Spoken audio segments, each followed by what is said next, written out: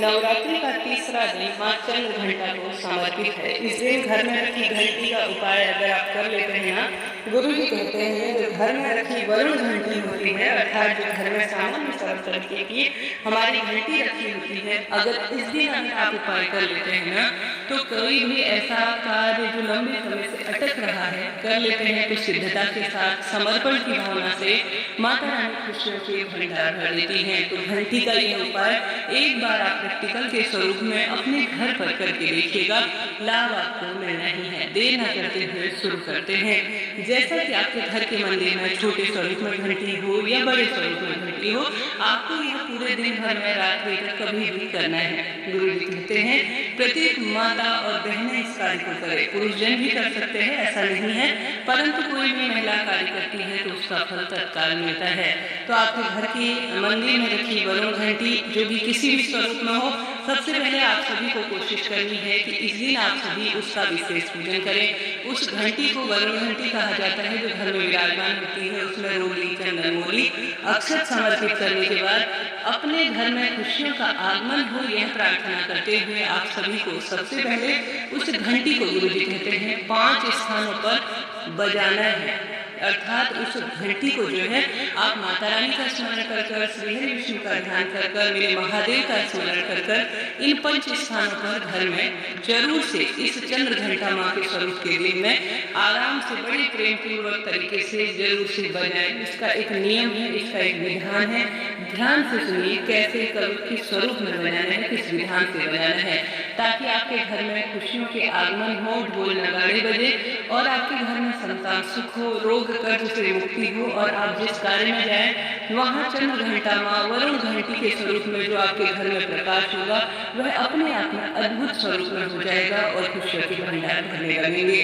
तो आप सभी को ब्रह्म मुहूर्त में या जब भी आपको समय मिले, गुरु जी कहते हैं वरुण घंटी को इन 5 स्थानों पर बजाना है। सबसे पहले आपको यह भी विदित कराते हुए चलो, आप इस उपाय को गुरु जी के मुख से भी सुन सकते हैं। कोई मनगढ़ंत उपाय चैनल पर वीडियो के माध्यम से नहीं बताए जाते हैं, आप सर्च कर उनकी आवाज में भी यह वीडियो सुन सकते हैं। तो आप सभी को सबसे पहले घंटी का पूजन करना है, तत्पश्चात उस घंटी को उठाना है। सबसे पहले गुरु जी कहते हैं उस घंटी को आपको दीप प्रज्वलित कर लिया, उसके पश्चात जो है प्रणाम करना है, देवी मैया को भोग इत्यादि जो भी लगाते हैं विधान करते हैं वह कर लीजिए। अब उस घंटी को ले जाकर सबसे पहले आप सभी को गुरु जी कहते हैं घर की रसोई में जहाँ पर माँ अन्नपूर्णा है, देवी मैया है, चाहे तो एक हाथ में आप जो है दीपक ले सकते हैं और एक हाथ में सिर्फ घंटी ले सकते हैं, या सामान्य सरल तरीके से घर के मंदिर में आप घंटी दीपक रखकर सबसे पहले जो है मंत्र का स्मरण करते हुए ध्यान करते हुए, जैसे कि माता रानी का यह दिन है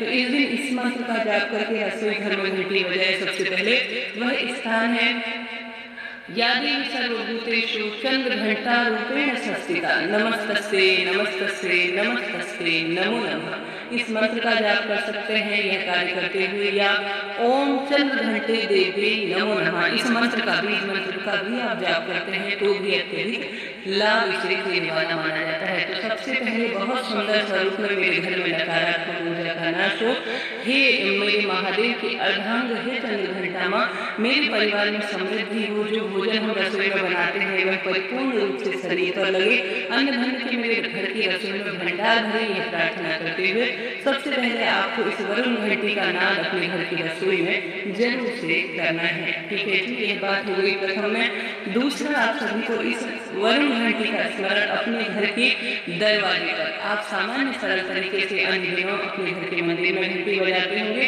अत्यधिक शुभ है। यही कार्य बहुत कम लोग जानते हैं कि घर के मंदिर में तो सभी जन बजाते हैं या पूजा भी करते हैं, परंतु घर के दरवाजे पर दूसरा स्थान ऐसा है जहाँ पर मंत्र जो बताया उसका स्मरण करते हुए आप जोर जोर से जो है घंटी इस तरह से बजाएं कि घर के बाहर तक उसकी नाद जाए, अर्थात उसकी ध्वनि जाए। कहा जाता है घंटी की आवाज जितनी दूर तक जाती है ना, उतनी दूर तक नकारात्मक ऊर्जाओं का नाश हो जाता है। तो दूसरा, घर के दरवाजे पर आपको घंटी का नाद करना है, अर्थात बजानी है।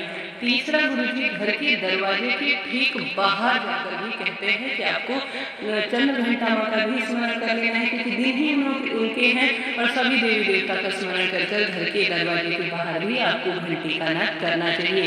यह 3 स्थान गुरुजी ने बताए हैं। चौथा स्थान घर की तिजोरी में, अर्थात जहाँ पर आप धन रखते हैं वहाँ देवी लक्ष्मी का वास हो, पैसा दवाई में रोग में न जाए, अनावश्यक खर्च न हो, दुर्घटना वाहन इत्यादि में खर्च न हो, समृद्धि हो, व्यापार में वृद्धि हो, यह प्रार्थना करते हुए घर की तिजोरी के पास भी आप सभी को आवश्यक रूप से देवी लक्ष्मी का आह्वान करते हुए जोर जोर से घंटी का नाद जो है चंद्र घंटा के दिन में करना चाहिए। खुशियों के भंडार भर जाएंगे और सदा सर्वदा अपने आप में चमत्कार आप खुली आंखों से देखेंगे। तो हमने 4 जगह चंद्र घंटा माँ का स्मरण कर कर घंटी बजानी है। 5वां चंद्र घंटा माँ का स्मरण कर कर अपने घर के मंदिर में जरूर से बजाए। ठीक है जी। चाहे तो महादेव के मंदिर में, श्री हरिविष्णु के मंदिर में, देवी मैया के मंदिर में भी आप जाकर इस दिन चंद्र घंटा का स्मरण करते हुए आवश्यक रूप से घंटी का नाद करें, स्मरण करें माँ का, और सुंदर स्वरूप में आप चंद्र घंटा का स्मरण करते हुए घंटी बजाते हैं तो अत्यधिक शुभ से माना जाता है। तो ये 5 स्थान गुरुजी ने बताए हैं जहाँ जाकर अगर नवरात्रि के चंद्र घंटा के दिन, हालांकि कभी भी इस उपाय को किया जा सकता है, परंतु सही दिन पर सही स्थान पर किया गया लाभ देने वाला उपाय से जाना जाता है। तो यह भी आप सभी कर सकते हैं, लाभ मिलता है।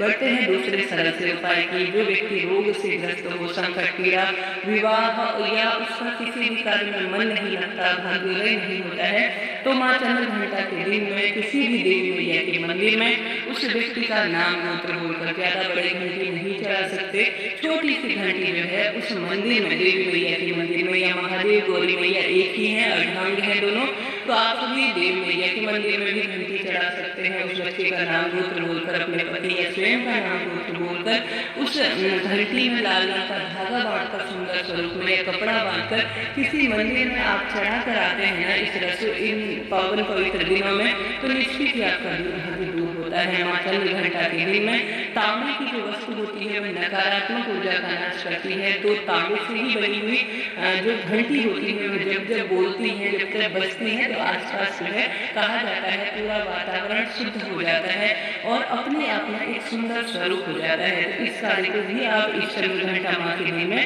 कर सकते हैं, लाभ आपको नहीं है। साथ के साथ बड़े सुंदर स्वरूप में माँ चंद्र घंटा को आप सभी इस दिन लाल रंग के कपड़े या पीले रंग की या नारंगी, 3 रंग माँ को प्रिय है। माँ के सुंदर अष्टभुजाधारी माँ का स्वरूप है। महिषासुर का वध करने के लिए माँ ने यह रूप धारण किया था। उनके सभी स्वरूप जो है माता रानी के सुंदर हैं, परंतु चंद्र घंट स्वरूप जो कहा गया है माँ के जो है मस्तक पर आधा चंद्रमा विराजमान है, इस कारण उनका नाम चंद्र घंटा माँ पड़ा है। आप सभी उनका स्मरण ध्यान करते हुए उनको जो है जलेबी का भोग लगाए, शहद का भोग लगाए, केसरिया वस्तु जैसे खीर में केसर डालकर माँ को प्रिय होता है। लाल या नारंगी रंग के फूल